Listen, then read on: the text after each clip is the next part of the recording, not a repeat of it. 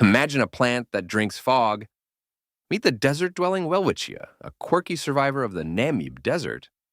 This plant has only 2 leaves, but they grow continuously, capturing moisture from the fog that rolls in from the Atlantic Ocean. It's like nature's own water collector.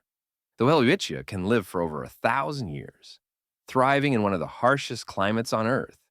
Its unique adaptation allows it to sip on fog, turning a barren landscape into its personal oasis. Isn't that a wild way to survive? Like, comment and subscribe for more amazing nature stories.